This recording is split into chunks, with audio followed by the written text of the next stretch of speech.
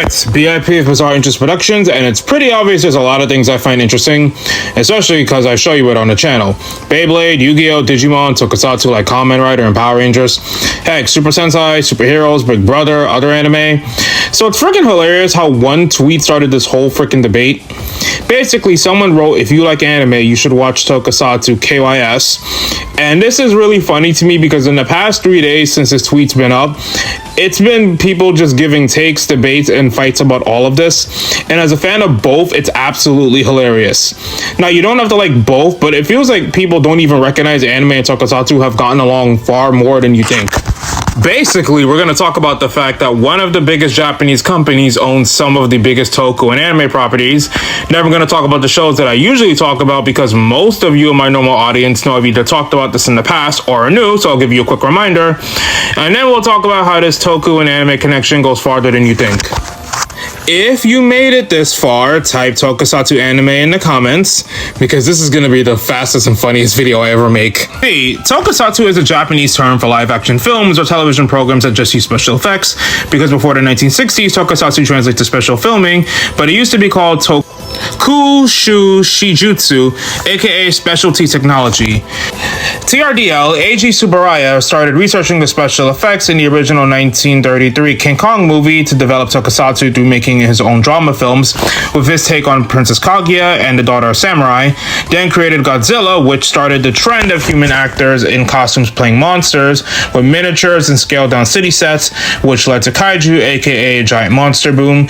Then Shientoro, made by people who split off from Toho, created the superhero character Super Giant, a masked hero that kickstarted the hero transforming into an alter ego, aka the Henshin boom, alongside a few other superhero dramas like Moonlight Mask. Heck, Astro Boy had a Tokusatsu live-action adaptation that was one of the first adapted from the manga with 65 episodes. Then there's other stuff like Seven Colored Mask and Messenger of Allah, but it would really hit its stride with Kamen Rider, the franchise about one to later multiple bug-themed superheroes taking powers from evil forces that made them to fight against evil for good in 1971, Super Sentai in 1975 about the spandex teams of superheroes, then the Japanese Spider-Man show in 1978, which also gave Spider-Man a mech, which would lead into Super Sentai having more mechs and would eventually lead into Power Rangers adapting Zoo Ranger, the 16th Super Sentai series.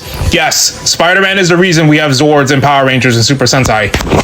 And we all know anime, a style of Japanese animation inspired by shadow plays, theater performances, first attempts a la Katsuro Sashin and Nakamura Katana. Then in the 1930s, we're trying to keep up with Disney, had the government employing animators to make educational shorts, propaganda, aligned the first anime to voice effects in 1933, and eventually led to Astro Boy getting its first anime adaptation in the 1960s. And Astro Boy's creator, Tezuka, had an animation studio, Mizushi Production, which led to other anime studios like Madhouse, Sunrise, and Pirouette down the line. Names that should be familiar to all of you. So, let's just talk about the fact Toei not only has their own animation company, but also their own Toku production studios.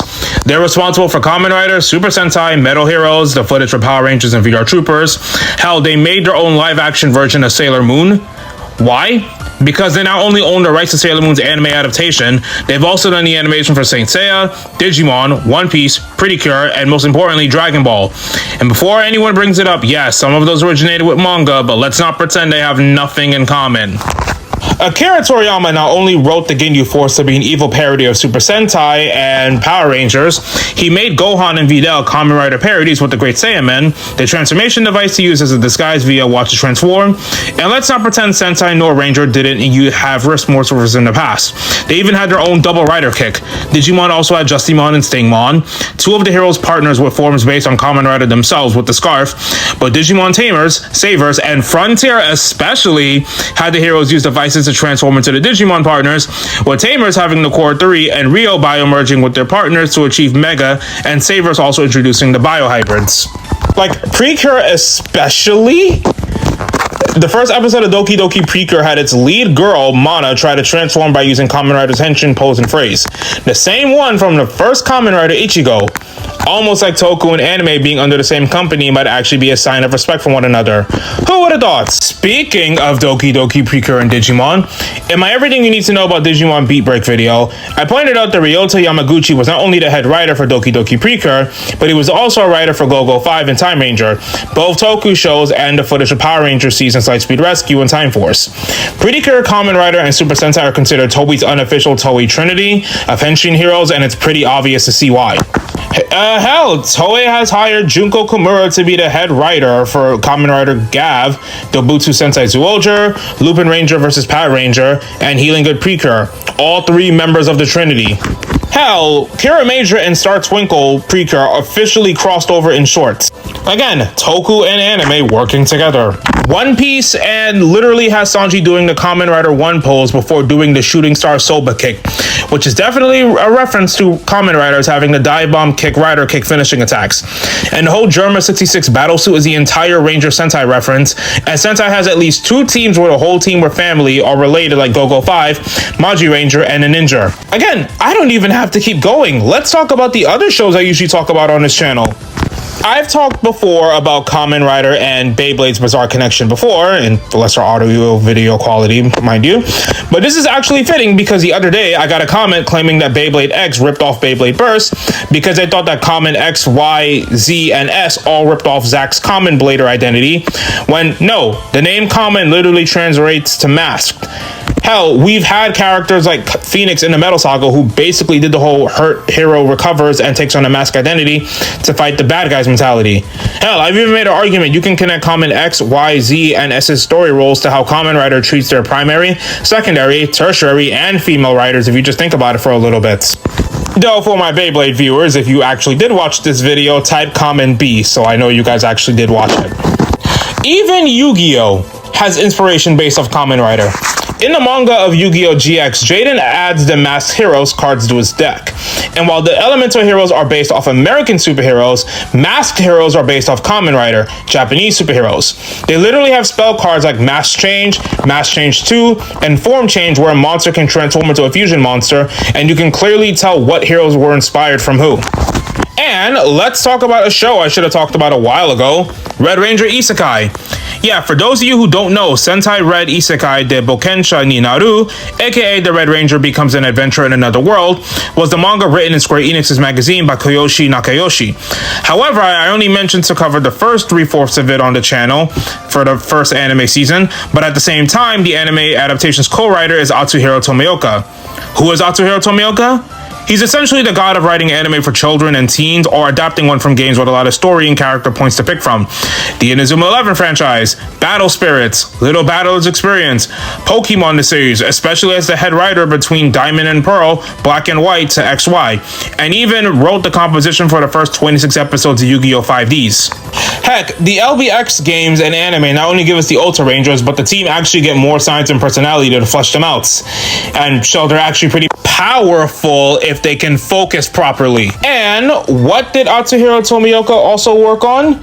Bakuage Sentai Boonboomger, the Sentai series where the Rangers fight a corrupt alien robot organization led by evil Michael Jackson, which if you've seen this clip on Twitter or Instagram, yes, the guy who wrote some of your favorite Pokemon battles came up with that. Should any of you be surprised by this? Not at all. So, the guy who wrote episodes for one of the most popular anime worked on the adaptation of a manga about a Sentai Toku superhero going to an Isekai world in an entire season of Tokusatsu. I wonder if these things are connected and or appreciated in Japan. You know what makes this argument even better? While Tomioka didn't work on this episode specifically, he was the head writer for Black and White's Pokemon Generation 2.